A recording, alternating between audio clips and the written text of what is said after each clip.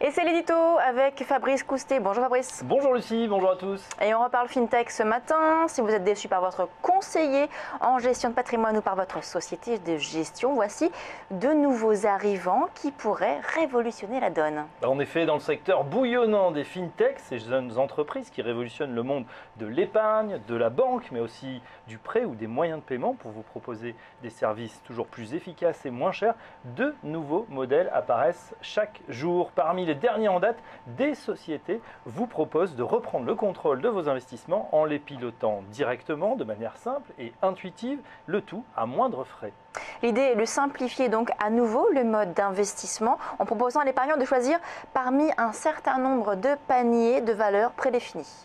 Exactement, ici pas question d'investir sur des trackers, les ETF que vous connaissez peut-être, censés répliquer un indice compliqué, mais simplement de choisir un groupe de valeurs sur une thématique déterminée.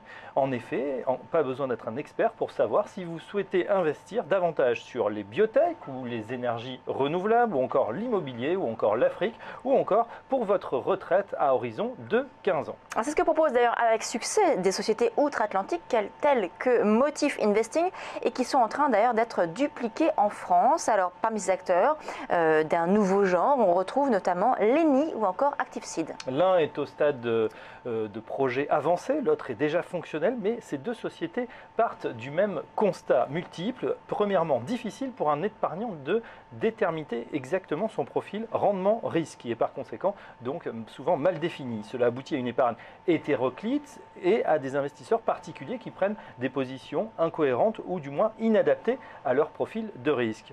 Deuxièmement, longtemps les stratégies d'investissement ont été basées uniquement sur la peur de la fiscalité. Or, l'argument de l'optimisation fiscale est devenu insuffisant aujourd'hui pour gérer son épargne. Enfin, en 3, le conseiller financier est vu et réservé uniquement aux gros portefeuilles. Aujourd'hui, comme il y a 20 ans, rien n'a changé. En dessous d'un certain montant d'épargne, il n'y a pas d'offre qui soit sur mesure et qui corresponde exactement à votre profil. Ces nouvelles sociétés, en utilisant la technologie, apportent une solution innovante, mettre à disposition de l'investisseur une nouvelle façon d'épargner correspondante à son profil de risque, tout en redonnant du sens à ses investissements. À découvrir donc d'urgence.